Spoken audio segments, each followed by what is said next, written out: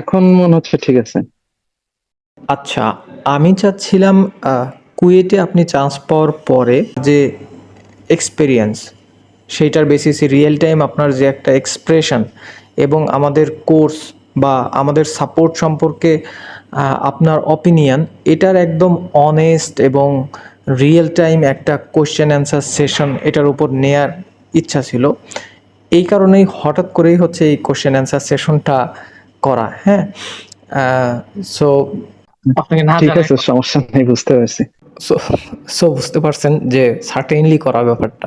আমি মেইনলি মানে রেজাল্ট দেখার পরপরই আমি আপনাকে মেসেজ দিয়েছি। ওই সময় ভাবছিলাম ফোন দিব, তা ভাবলাম যে হয়তো ব্যস্ত থাকতে পারেন বা রাস্তায় থাকতে পারেন, ওই কারণে আর ওই সময় ফোন দেওয়া হয় নাই।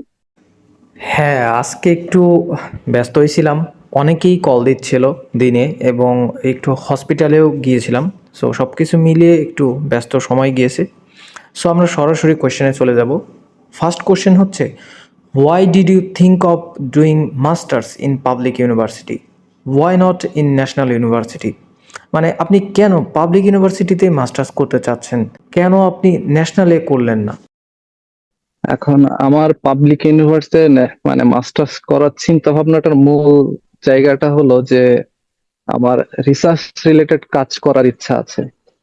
এবং এই গবেষণামুখী যে কাজগুলো হয় এইগুলোর জন্য বা পড়াশোনার ক্ষেত্রে সব দিক দিয়ে পাবলিক ইউনিভার্সিটিটা আমার কাছে মনে হয় বেস্ট বাংলাদেশে।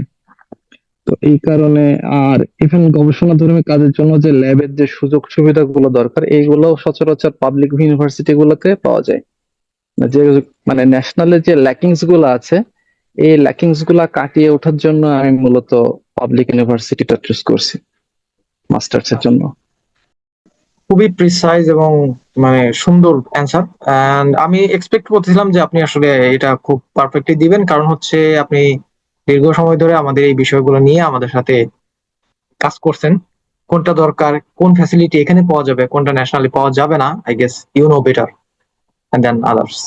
সো কেমিস্ট্রিতে যারা ক্যারিয়ার ডেভেলপ করতে চান তাদের জন্য রিসার্চ খুবই পাওয়ারফুল একটা টুল, এবং রিসার্চ করতে গেলে public university is a very good option. হ্যাঁ, কারণ আমাদের মোস্ট অফ দ্য জব হচ্ছে রিসার্চ ওরিয়েন্টেড। তো আমরা যদি রিসার্চকে আত্মস্থ করতে না পারি তাহলে কিন্তু এই জবগুলোতে বা কেমিস্ট্রি ফিল্ডে আমরা আমাদের ক্যারিয়ার ডেভেলপ করতে গিয়ে ডিফিকাল্টি ফেস করব। সো যারা যারা রিসার্চ শিখতে চান, যারা যারা পাবলিক ইউনিভার্সিটিতে মাস্টার্স অথবা এমফিলে অ্যাডমিট হতে চান, দ্রুত আমাদের সাথে জয়েন করে ফেলেন।